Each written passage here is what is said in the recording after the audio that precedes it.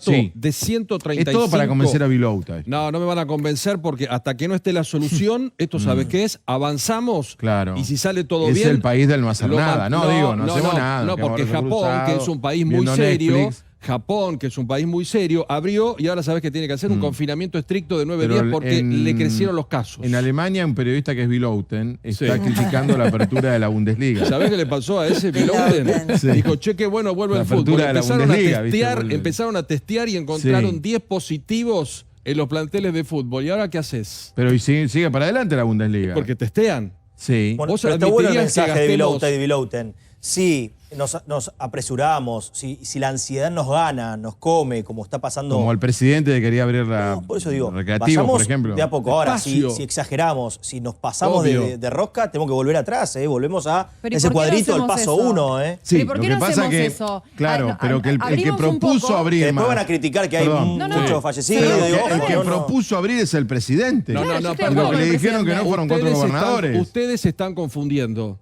Ustedes se están confundiendo, porque hay una realidad. Nosotros lo que logramos con esto, los argentinos, es que no colapse el sistema sanitario. Tenemos 146 camas ocupadas que el sistema por sanitario coronavirus. Está a punto de pero quebrar, perdón, no hemos vencido como el mundo, no hemos vencido al virus y no somos los argentinos los únicos que podemos contra el virus. Entonces no creamos que si mañana entran, como entran todos los días, 3,5 millones de personas a la ciudad, no va a pasar nada, porque vamos a estallar. No, pero no se Entonces está no le metamos eso, a la gente la idea que lo que hicimos no sirvió para nada y que Nadie todos dice que no sirvió para nada. Hasta acá sirvió, Paulo, pero hay que empezar a abrir un poco, porque si no empezamos a abrir un poco. Hasta acá sirvió y yo estoy de acuerdo. Y banco la cuarentena. Hay gente que critica que haya sido desde antes. Yo, desde el principio, banco que la cuarentena haya sido desde antes yo también como vos, pero hay que abrirla con criterio. Ahora, con hay mucha criterio. gente que critica eso. Muchos economistas. Fue muy temprana la sí, muchos economistas dicen, yo no pienso eso, yo creo que está bien. Ahora, no creo que sea ridículo. Creo que sí, porque esto te puede llevar a un cementerio, Caro. Pero es el mayor acierto reconocido mundialmente. Pero que ahora, yo creo que para que la estrategia sea exitosa, no la tenés que ver solamente en la variable sanitaria. Tiene que ser de varias variables. La económica no es una pavada. Bueno, pero como no tenés la vacuna... hay mucha gente que quizás no va a morir de COVID, pero va a morir quizás de un paro cardíaco porque la gente es muy lo ideal es que no muera nadie. Lo ideal es que no muera nadie. No, pero eso no es una teoría válida. Claro. ¿Por qué no es una teoría válida? ¿Porque no es la tuya? La vida vale más que cualquier tipo. Sí, claro que sí, pero la vida tiene varias variables. Mi familia no tiene precio. No sé si la tuya. Mi familia no tiene precio. Ay, no, ese discurso... Mi familia no tiene precio. Básico, no podés dar. Tenés que elevarte un poquito más y pensar en otras cosas. Vamos a hablar con Orlando Ferreres hablando de la economía. Orlando, ¿cómo estás? Buenas noches. Hola, ¿qué tal? ¿Cómo están? Y Jonathan Loidy, ¿cómo estás? Hola, ¿qué tal? ¿Cómo están? Bien. Jonathan lo escucho, pero no se mueve. Sí, bueno. Para el día de hoy tenemos un informe que hicimos del estudio. A ver. Que dio 0,8 la inflación del mes de abril. Y sí, muy poco. baja. Sí. Alimentos y bebidas dio 0,3 nada más en el mes. Y el total dio 0,8 porque aumentó otros rubros un poquito, digamos, como la indumentaria, 3%. Pero el promedio dio 0,8 y anual dio 47,9. Una buena noticia. Es una buena noticia. No sabemos si se va a repetir en los meses siguientes. Bueno, no, pero no creo. Lo que pasa, Orlando, que durante abril no tuviste actividad. Entonces, ¿cómo aumentar algo si no? La actividad bajó mucho, se compró no ni se sabemos vendió? Cuánto bajó. Pero tuvo una caída importante y esa caída se notó mucho en materia de inflación, que no hubo repercusiones. Tampoco hubo mucho por el lado de la devaluación, que hubo 3% por parte del tipo de cambio oficial, el oficial, que pasó de 63 a 67, 68.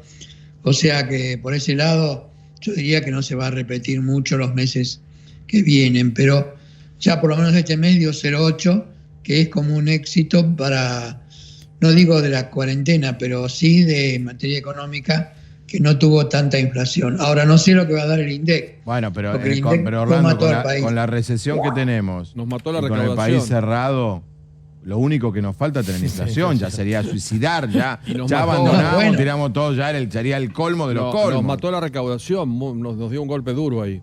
Por supuesto, la recaudación cayó mucho. Sí. Y la expansión monetaria aumentó mucho también porque hay gastos que hay que hacer y la única cosa que se va a cubrir ahora es con emisión. Entonces, cae la recaudación, aumenta el gasto, que aumenta la parte del Banco Central que da apoyo financiero al Tesoro. Y eso, digamos, es complicado también porque se suma con una semana que vamos a tener que resolver el tema de la deuda. Ahora te iba a preguntar eso, Orlando, pero dijiste un dato que en los otros títulos no lo subrayamos, que es el bajo aumento de alimentos en abril, que fue el gran cuco de marzo. Sí. A mí me parece que eso tiene que ver también con que la gente compró menos, porque había comprado mucho en marzo, hay que hacer cola. Porque decidió no quiero gastar de más. Lo contó acá Dipache y hay números de CAME. La caída de ventas en la segunda quincena de abril fue vertical. Y además el sistema que cambió. Y la verdad hay que decir, hay que hacer la cola. Contrariamente a lo que mucha gente se va a enojar por lo que voy a decir, que hay muchos alimentos que no aumentaron y hasta que bajaron de precio con respecto a segunda quincena de marzo y primera quincena de abril. Y en las grandes superficies. Sí, algunos sí bajaron, porque otros subieron. Algunos bajaron. Hay algunos que han seguido subiendo y hay otros que han bajado. Esto te das cuenta yendo a comprar. Jonathan, ¿cómo estás? Buenas noches. Primer pantallazo. Buenas noches, ¿cómo están? Hola, ¿qué tal? Hola. ¿Cómo ves todo? Mira, para agregar algunos datos, hoy se presentó un informe muy interesante de la UIA, que es interesante porque muestra la parte productiva de la Argentina, que es la que es muy importante para que se mueva la economía. Y un dato que a mí me sorprendió mucho no es tanto cuánto bajaron los sectores afectados, que fue muy grande. Para que se den una idea, el 64% de las empresas está sin producir y el 71% dijo que de las que estaban produciendo dijo que la caída había sido mayor al 60% en las ventas.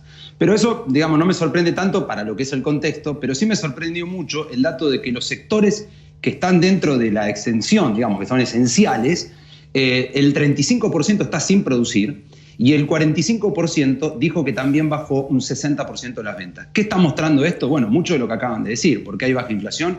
Básicamente porque lo que empezó siendo una crisis de oferta, algo que es relativamente inédito para las crisis que hemos tenido en Argentina, porque esta fue una crisis diferente, te dijeron no podés vender y no podés comprar, crisis de oferta, claramente se está transformando en una crisis de demanda.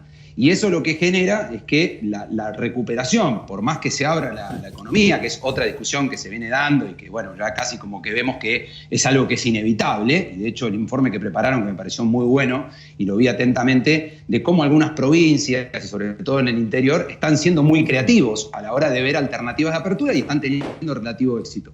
Entonces, vuelvo a insistir con algo que hablamos la semana pasada.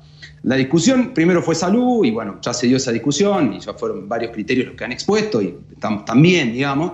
Ahora viene la discusión de si se abre o no, que vamos a tener que abrirla, esto no hay duda, y creo que el presidente tampoco la tiene, pero sigue habiendo una gran duda, que para mí es la más importante, es que ¿cuál es el plan? Porque yo no estoy viendo ningún plan, no hay un plan claro. Y creo que en esto el gobierno está encerrado entre dos grandes problemas. Y no estoy criticando al gobierno, estoy describiendo la realidad. Tiene dos grandes problemas, porque por un lado tiene el problema de la salud, apertura sí, apertura no, si la cuarentena fue larga, si no fue larga, bueno, ya lo discutimos. Pero el otro gran problema que tiene también es el tema de la deuda, que era el problema que tenía antes de la cuarentena, que decía, no daba un plan, porque yo no puedo presentar un plan si no sé si voy a terminar negociando o no voy a negociar. Si negocio es un plan, si no negocio es otro plan. Entonces ahora vos tenés todos estos escenarios.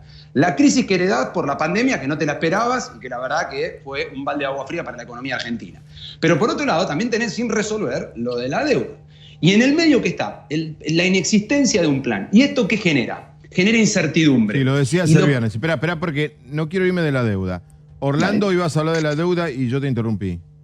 Sí, no, iba a hablar de la deuda porque también una de las cláusulas que no se menciona mucho en toda la discusión que hay hoy es la cláusula RUFO, o sea, Right Upon Future Offers, o sea, el derecho de que haya futuras ofertas posteriores y que entonces tengas la ventaja de poder elegir la última oferta mejor para los 4 bonos que se hacen de la deuda. O sea, esto lo que algunos critican es que no son 10 años, como fue en la cláusula de la Baña, digamos, de hasta el 2014, del 2005 al 2014, 10 años, pero sí digamos que son más o menos la mitad, 5 años, porque no se espera estar tantos años dando vueltas con el tema porque ahora hay más derechos según el pero tipo Orlando, de cupón ¿vos ves que nos encaminamos a un default? No, yo no veo, yo creo que se van a hacer ofertas intermedias hasta ir llegando a un acuerdo, me parece. ¿Por qué el gobierno dice que no? ¿Y por qué el gobierno insiste hasta declaraciones al mediodía de que no va a cambiar la oferta? Negociación. Es parte de la negociación decir que no para después hacer algo. porque de acá hasta por 3 años no se pagan intereses ni capital, entonces no tendría sentido, yo creo eso. Es poco realista, me parece que se va a ir a una realidad mejor. Ya voy a decir que el gobierno, ustedes dicen que el gobierno va a cambiar la oferta, los dos. Y yo creo que sí, porque algo tiene que pagar, no puede ser que no paguen absolutamente nada por 3 años. Bien. Por otro lado, el plan económico de Argentina lo hizo el Fondo Monetario Internacional, que dijo que tenía que haber a lo máximo una quita de la deuda, no incluyéndose a ellos, al Fondo Monetario, sino a todos los demás, de 85.000 millones de dólares. Quiere decir que las cuentas están bien hechas por el fondo, que tiene un modelo de la Argentina de cómo funciona, y dice lo que puede pagar y lo que tiene que reducirse. Yo creo que eso ya, porque a veces se dice que no tenemos un plan, pero el plan existe y lo explicó el Fondo Monetario inclusive antes de que se largara la oferta de la deuda. ¿Pero vos decís que un gobierno peronista sigue un plan del fondo? No, el plan del fondo no, te dicen lo que van a hacer y ellos lo calculan y te dicen tu resultado, deberías pedir 85.000 millones de reducción de la deuda, que sería lo que podrías aguantar. De los otros, no de los de ellos. Claro. Orlando, Jonathan, gracias a los dos. A ustedes, gracias. Saludos. Bien.